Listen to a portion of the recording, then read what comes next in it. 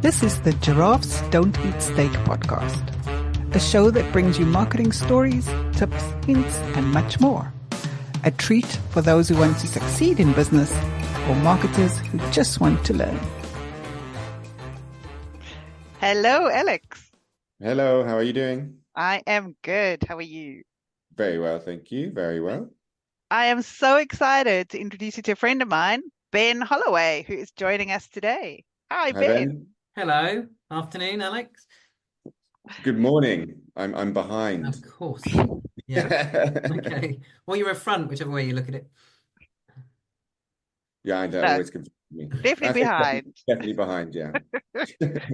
And the only reason I know that is when I try and look at like birthdays or New Year, I have to wait for you. That's why I know you're behind. Yeah. So Alex, Ben and I met at a networking, actually the same networking event where we met our last podcast guest, Steve, the photographer. I met Ben there. Isn't it awesome when you go networking and you meet amazing people? That's definitely the positive outcome of networking, especially in a place where they do the round ball sport, The as you call round it. ball sports, yes.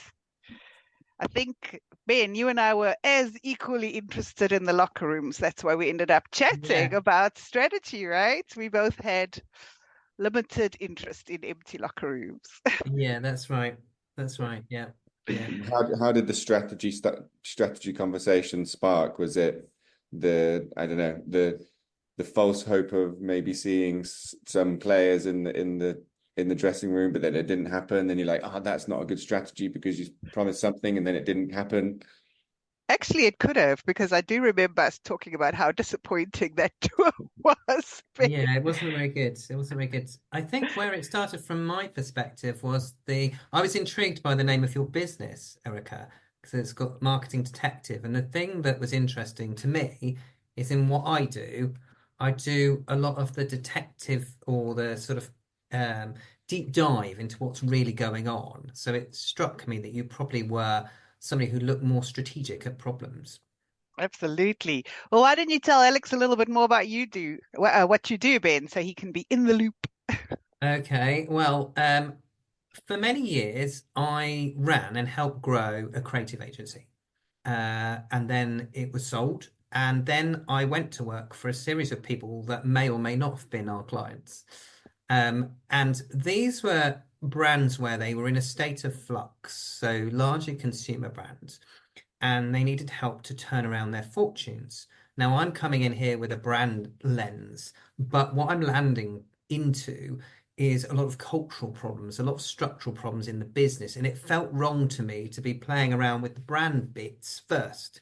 There was clear issues around people, process, technology, but largely cultural. And it seemed to me right to get those foundations sorted first before you move the radio buttons of turning on certain campaigns.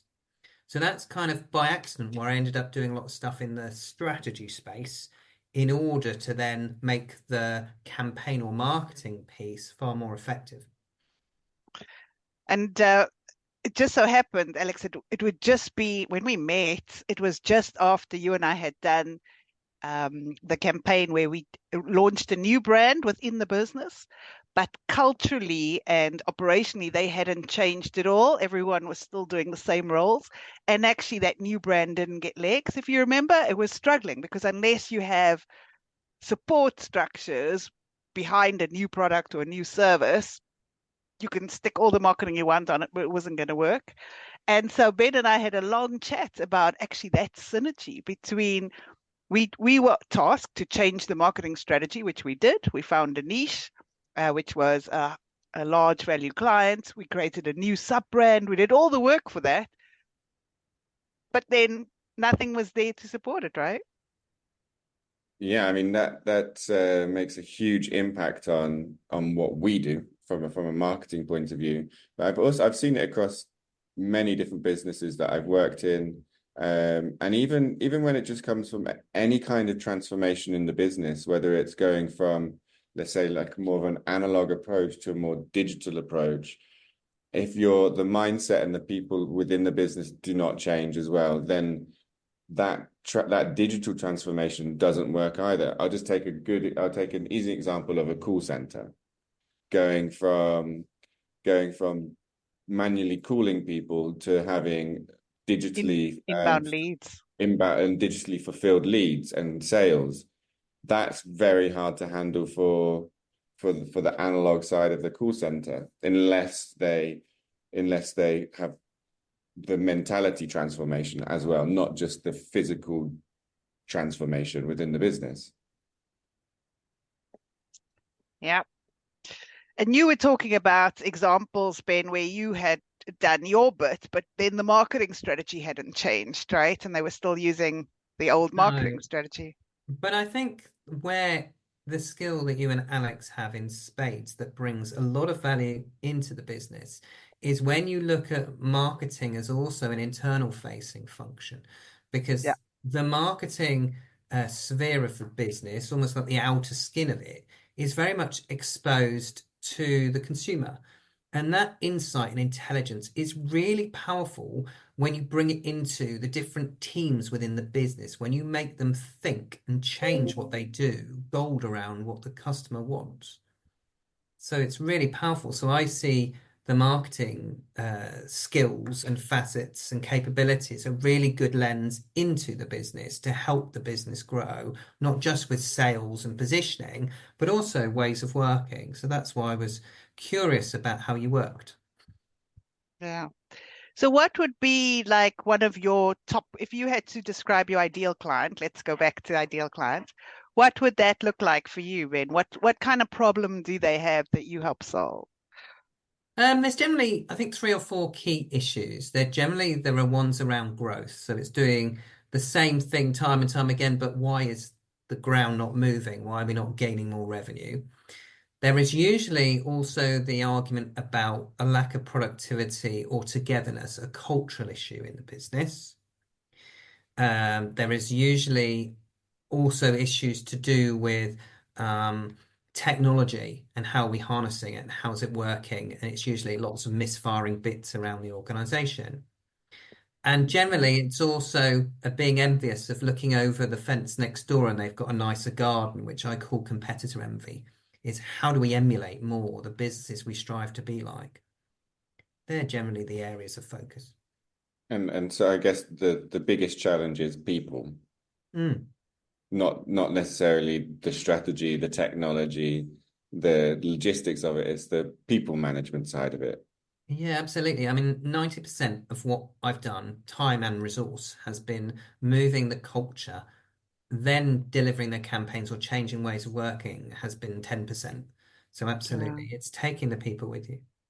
What's the difficulty with people generally, would you say? I would say the difficulty is fear of change. I mean, traditionally, how people see change, generally speaking, is either they've got a bad experience where it wasn't planned before, Yeah. or they see today I'm in the foothills of the Himalayas and tomorrow I've got to be at the peak. And the reality is, sustainable change that actually works and delivers is best done in a series of what you would call, I guess, base camps. So you never really go up Everest overnight. There's generally an established process of, I think, of 6 base camps from the valley to the peak. And it's really taking those things and working them into little incremental pieces of change. So not tackling all at once. And I it's like that. mindsets that I've got to do it tomorrow differently. I I really also like love the that. analogy of let's go base camp by base camp. And I guess as well, there's an element of, well, there must be a huge element of education around trying to re-educate around the value of the change. Because I imagine lots of people are working in such a way and they see the value that they're providing and the value that they're getting. And let's talk about a digital transformation, for example. When it's the fear of change and losing their job or not being able to provide as much value. I guess it's also, I mean, I guess some people would lose their job in some cases, but for those that are staying, there is an education side around value. Does that come into any of your experience at all, or? I think, digital transformation has the opportunity to bring efficiency to a business, but doesn't necessarily have to change the resource base of the business, the people. it's all down to mindset. So those businesses I prefer working with are the ones where if they bring in efficiencies, they then look with the existing staff they have to redeploy them and use their skills in a different way. They're Yeah.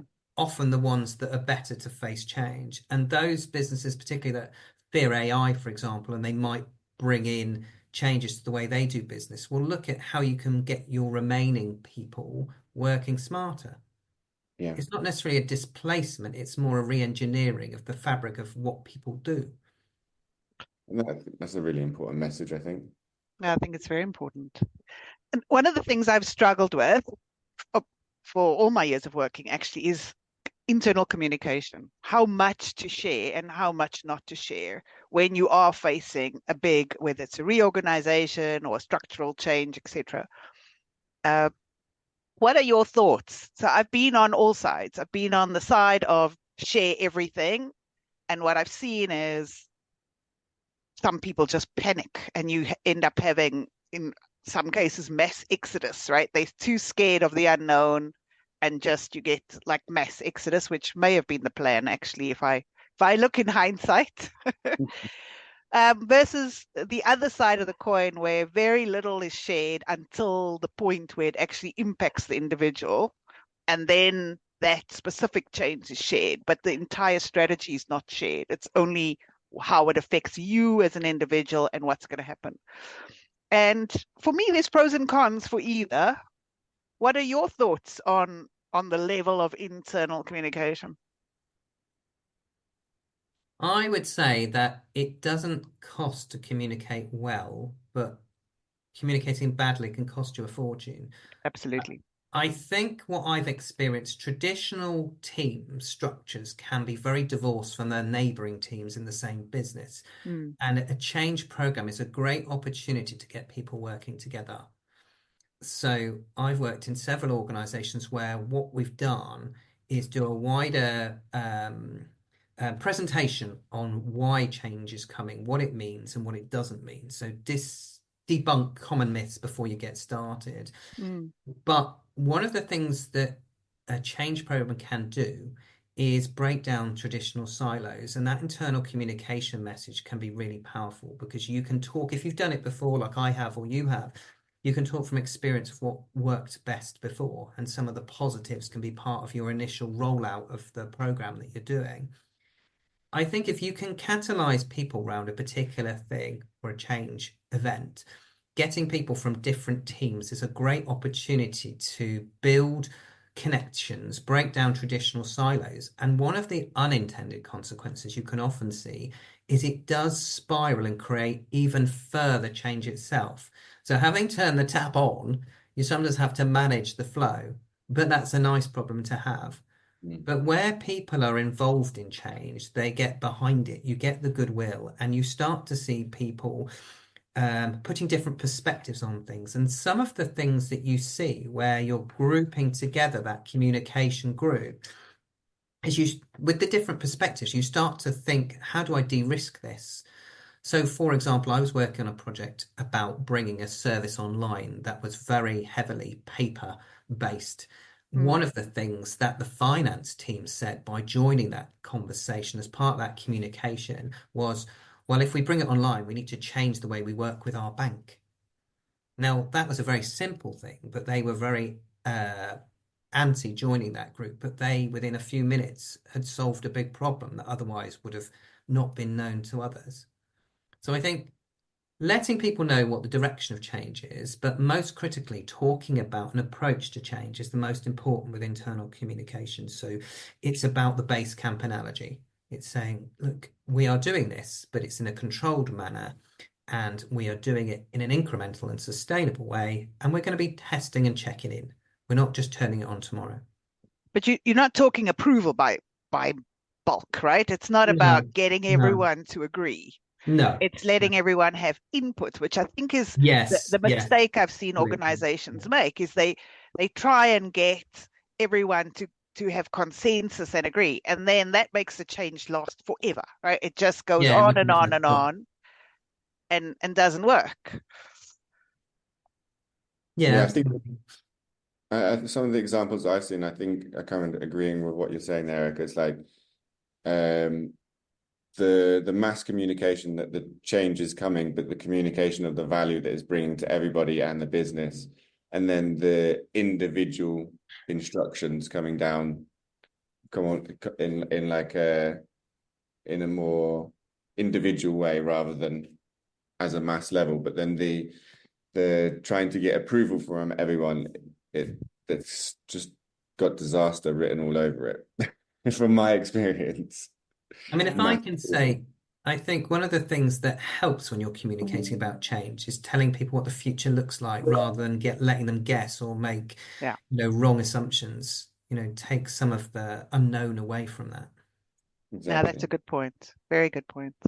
It's always about value, isn't it? It's like when we're ever doing our any kind of communication we're doing, you got to understand who you're speaking to and what is the value that the thing you're talking about gives the person you're talking to. And it doesn't matter if it's a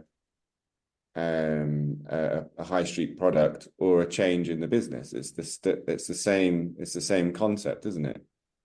Yeah. It is, and if I can give an example, I was working with a large recruitment company with regards to delivering new values into their organization. What made the biggest difference with the change that was bringing was to work in communication with staff members and actually document what does that actually look like in this new culture and value-driven organization in, say, a year's time. What will be the things I will be expected to live and breathe, and what things should I challenge? It was making it more tangible that really helped. Yeah, that makes sense. And it's such an interesting one because in understanding the consumer, the one thing that I'm quite adamant about is we still need to be fluid because the consumer is changing. So I've worked with organizations where, let's take direct mail as an example. Direct mail works, right? It works. This is what happens. They open it. But when the consumer changes, the business didn't change and really was stuck to no, but direct mail has worked for us. Let's stick to direct mail and not, but hold on, but your audience is going digital, your audience is going online. And it was quite a difficult transition, I think, because everyone was stuck in what worked. It's almost a case of if it had failed, it would have been easier to get them to change. But because it was still successful, and the problem is a lot of businesses only look for change when there's a problem. And actually, what I think is we should be watching our consumer, our end client all the time so that we're preempting. We shouldn't wait until there's a dip in profit or we lose sales before we change. We should try and be ahead of the game and go, oh, look how they're changing. How do we adjust? And we saw that in COVID, didn't we? We saw businesses that had already gone online, that are already making the transition. When COVID hit and we were all stuck, those are the businesses that survived because it was easier to switch off the stores and move everything fully online. And the businesses that closed down were the ones that hadn't made any plans. And then it's too hard to start from zero when you're in a crisis, right? And so they'd made no plans. And actually, we all knew digital was coming before COVID hit, right? It wasn't a surprise. But so businesses that failed were the ones that actually hadn't taken that into account. Yeah. Do you agree? Do you agree, Ben? Yeah, I think, you don't hopefully wait for it to rain to buy an umbrella. You know it rains, so you might need one. I think customer insight and looking at it through their lens should be an always on activity. Yeah, always on. So I feel like it's important just sort of for budgeting, for example, for a year, is having like I don't know, like an R&D or testing section to your business, something that you can use to try and test new grounds as you're going along, right? Because you got your kind of BAU stuff, which works. In your example you gave, Erica, direct mail, but let's try other stuff. Let's make sure that we're making sure we're not keeping our eyes closed to other opportunities. And like one of the changes I've been seeing lately, which is an interesting change to me, is the move back to cash. Hmm. So for a long time, for example, there was a whole move away from cash. People were moving on to cards and then onto our phones and now our watches. We're paying all sorts of ways. But there's a move from this younger generation back to cash. And when I've done some research into it, it's because we don't want to be tracked. I bought a crab the other day in the market, and I asked the guy if he took card, and he said no. He says, I don't want the tax man to find me. Those were his words. So I had to go find an ATM and draw cash so I could buy my crab. But it was really interesting. But again, businesses that have gone fully digital, for example, how does that work now? What is that phase? And I'm not sure anyone is thinking about that yet. I mean, that's like the just keeping your ear to the ground, understanding trends and political challenges. For example, I didn't like Greece. Let's talk Yeah. about Greece, for example. We moved in when we're working in Greece.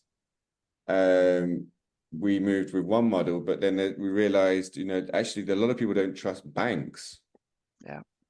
And that could be happening for your example you're giving just now, Erica. People are going through a period of bit of hardship in terms of, we're paying quite a lot of taxes, salaries aren't matching inflation, for example. So people are thinking, I'm not going to pay my 20-30% tax or whatever it is.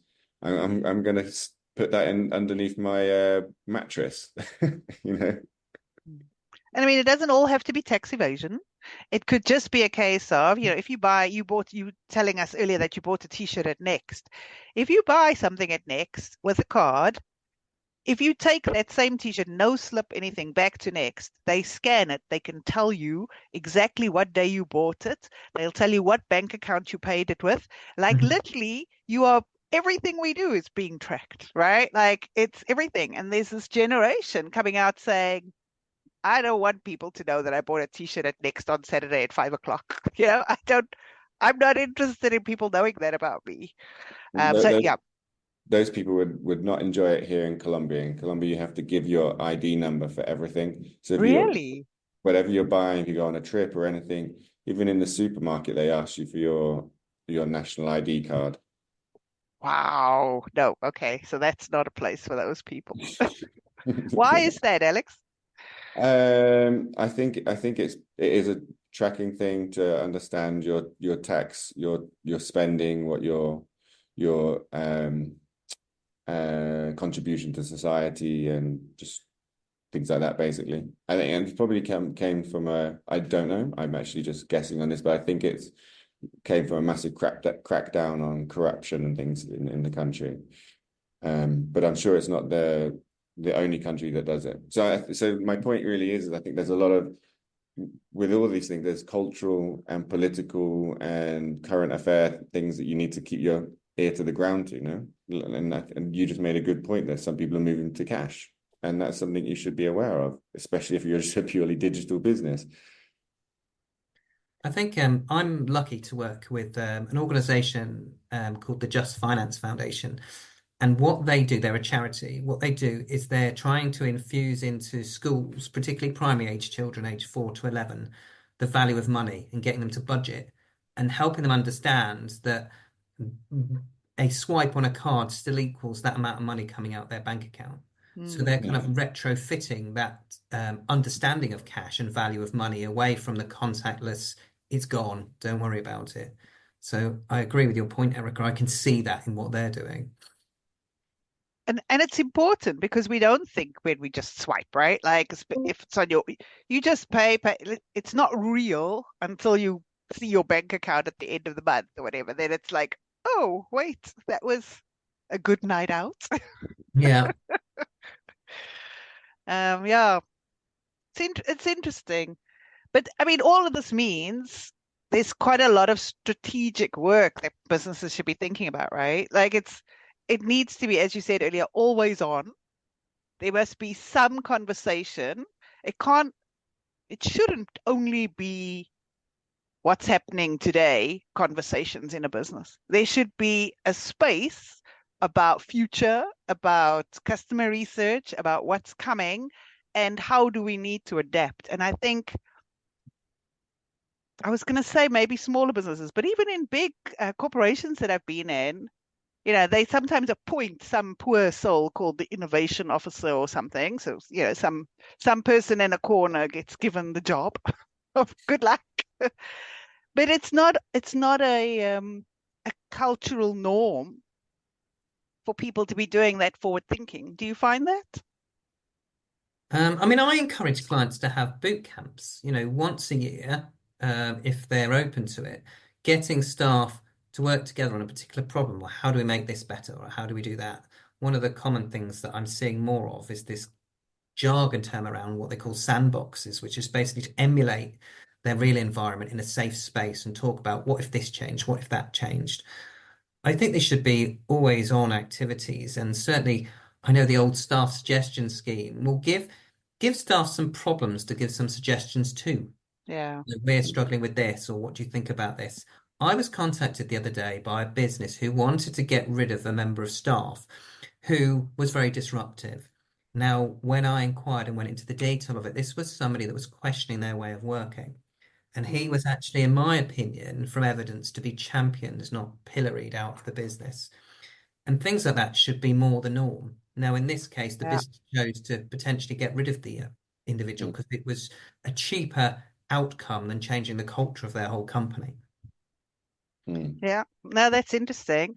I think a year ago I was working with a company in South Africa, and in South Africa, weed is legal. And the problem that came was that there was a group of Rastafarians who wanted to be able to smoke weed at work. Like you have a cigarette smoking area, they wanted a weed smoking area. And this came through the staff suggestion box, right? Like it was dropped in, they have a suggestion box and it came through there. And I mean, I was doing marketing, so it wasn't really my remit, but it was interesting to just be privy to the conversation because the first thought was, okay, let's stop hiring Rastafarians, right? Like, let's get rid of the problem. But actually, because it's legal, is it a right? Like you provide a smoking area, do you have to provide a weed smoking area? It was just interesting.